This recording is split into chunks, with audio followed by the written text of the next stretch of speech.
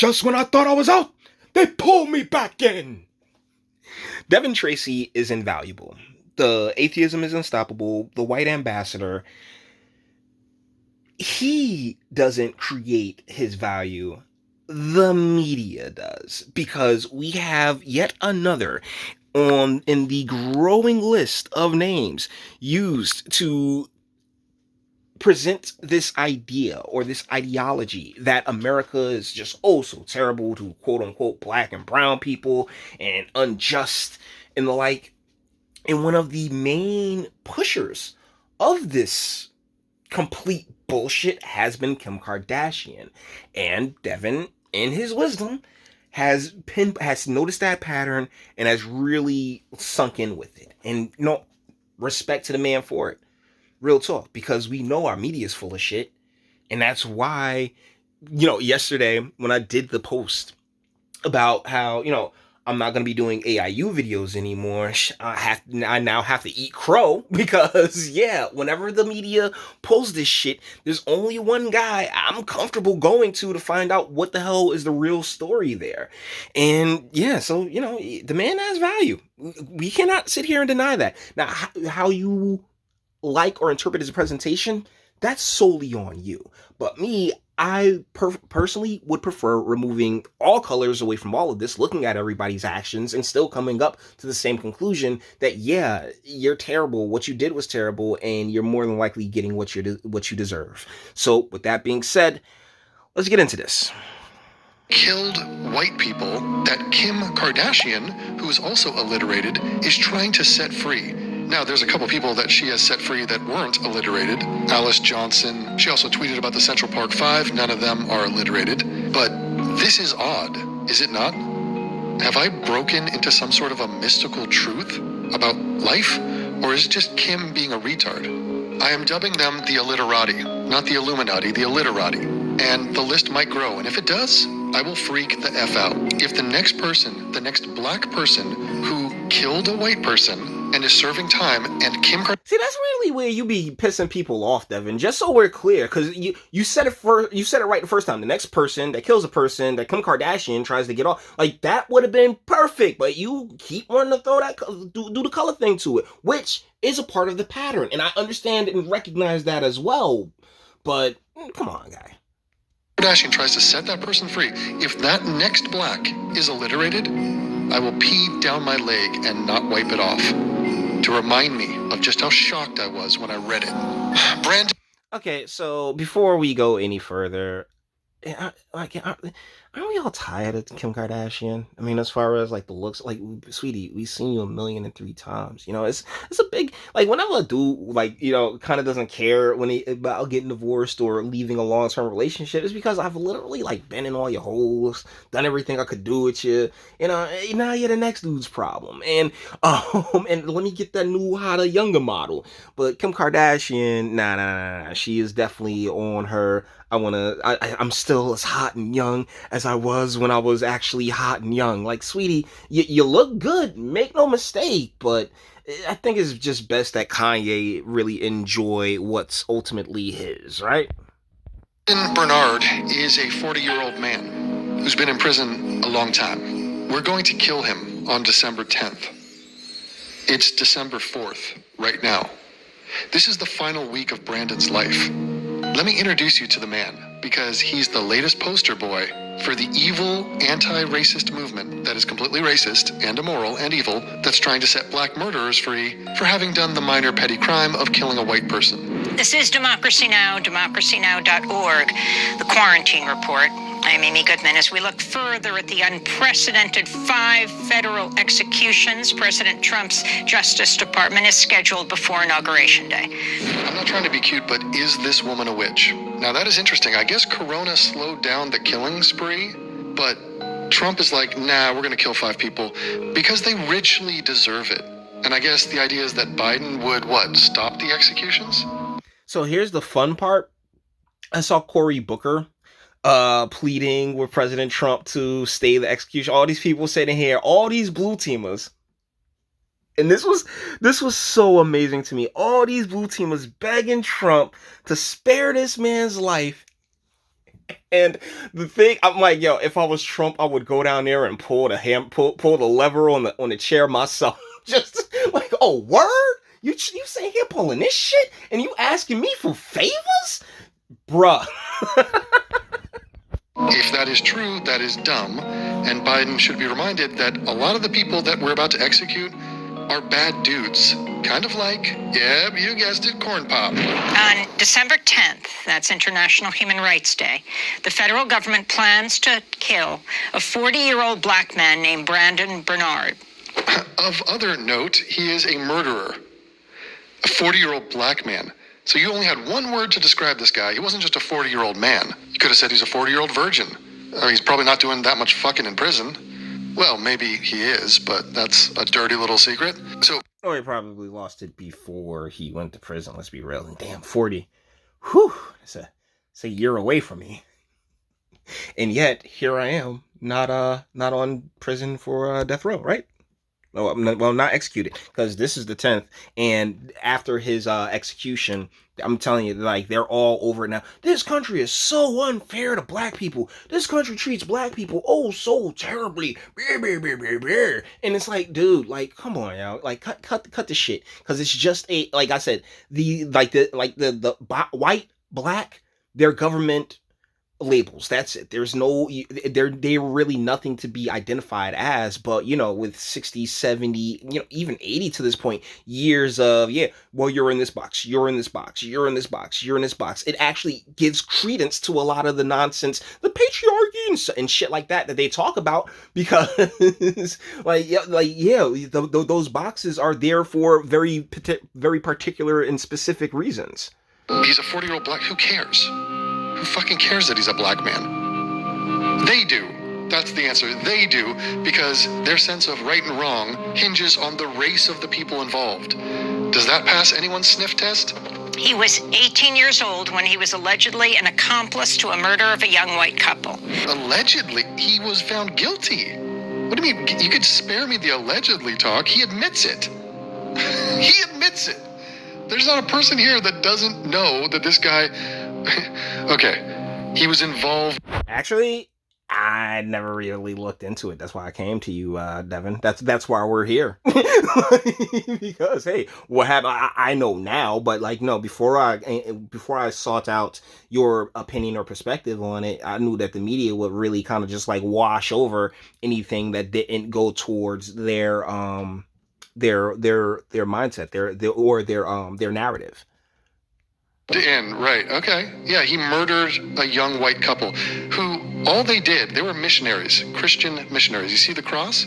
He's playing the religion angle pretty hardcore. Him and a few of his friends, one of them sort of a ringleader, a mulatto, they got into a car. They asked for a ride, and this white couple said, yeah, we'll give you a ride. Where do you want to go? And they pulled a gun on them, and they said, give us your money, give us your jewelry. All right, let me read you. And that's where the whole race stuff comes in. That's where it even ties me, someone who identifies as awesome and would much rather see, who can view this as, still a couple gave 4 young men a ride, and the young men turned on those couples. But then, I sound like a freaking feminist. We have really tied ourselves into a box here in 2020, haven't we? And speaking of those boxes, which I would prefer, I'll put it to you like this. I would prefer those boxes to not have any legitimacy, right? Like in viewing the world, I have that right. I can go about the world and walk past a brown person or a white person or a green person. What up? What's up? How's it going, brother? Another day in paradise, right? I can do that. But that doesn't mean that the world will. And I think a lot of people, I think it's important to make that distinction, to distinguish yourself from the rest of the world. And knowing that, hey, whatever talents or abilities that you have they're yours. And other people have other talents and abilities that may or may not mesh well. But either way, you use what you can to ultimately get things how you want to. And as long as you're not harming others, I am 100% okay with that. What actually happened? This took place back in 1999. On June 20th, Christopher Andre Villalva, the mulatto, Christopher Lewis, and Tony Sparks, members of a gang in Killeen, Texas, met to plan a robbery. Let's get some mood lighting in here. Nice. Give me some rain, perhaps? We're doing story time. The three gang members decided on the following... Fuck, I just ruined that take with the spoon in my coffee. Do you hear it? Fucking hell. Okay, take two. The three gang members decided on the following plan. They would ask someone for a ride, get in the car, and pull a gun on the victim, steal the victim's money and personal effects, obtain the PIN number for the victim's ATM card, force the victim into the trunk of the car, and drive somewhere to abandon the car, with the victim locked. So this was premeditated. They all really, really wanted to do this, and yet they are pushing this. They're basically just using this guy as a prop. Like the blue team, the Cory Bookers, Elizabeth Warrens, Bernie Sanders, Biden's, and Kamala Harris's, and all of that on that political side. This is 130% political, guys, and it's to push the idea or push the notion that, oh well, being black in America is oh so terrible. You just these motherfuckers relied on the kindness of others. Oh, God, I hate that. I really do. It's the worst thing in the world, because if someone's going to be kind to you and you betray that kindness, that you ultimately, that story that you've just put out into the world, it's going to reverberate. And thusly, when, let's say somebody really is in need, really does need help, you're going to think back to that time that, they tried to help somebody that they thought really needed help, but got screwed over for it. It sucks. It really does. You are an awful human being that deserve the fate that you got, Mr. Brendan. Or Bernard? Locked in the trunk. The following day, Villalva, Lewis, and Sparks enlisted two fellow gang members, Brandon Bernard and Terry Brown. So these are all black names, they're all black, to assist in the carjacking plan. Initially, the group only had one gun, a tiny .22 pistol. And 22 there, for anyone out there who's not familiar with guns, is the size in centimeters of the gun muffler on that pistol, that they considered too small to frighten anyone. The group decided that a second gun was necessary. Bernard owned a Glock 40 caliber handgun that he had lent to Gregory Lynch. That's an unfortunate last name for a black man, isn't it? Villalva, Bernard, Lewis, Sparks, and Brown drove to Lynch's house and obtained Bernard's gun. The group then set out in search of a victim. Ooh. So here at this point in the video, you know what I'm saying? It's just going back over what took place when the young man, when these guys, killed this couple. And in 1999, I was a senior in high school. I was on my way to college at Norfolk State. And yeah, I was balls deep, being intimate with the outlaw lifestyle, but at the same time, never putting myself drugs, kind of sell themselves, which is a completely different level from murder.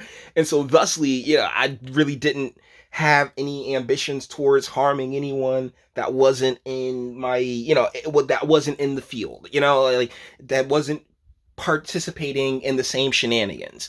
Whereas these folks, these quote unquote gang members, and my God, I'm so glad that I was established enough to a point where I could operate independently without the assistance of a gang, because it's so dumb. It's so bad. It's so bad. And honestly, like I've been saying for a while here on the channel, this was all premeditated. This was all put in our communities and stuff like that for a very specific reason. So now we're just for a couple minutes here, we're going to check out Kim Kardashian's little tweet passage on it, and talking about, oh my goodness, he didn't do nothing. Like, yeah, he did, and he even admitted to it. He's the only person saying allegedly he did this. Everyone else knows he did this. But I guess her point is, he was a teenager, that was so long ago. Bygone, set him free. And there he is with his mama, and there's no father there. Scary, ominous. Natural. Probably not a causal link there, right? Just a correlation, I'm sure.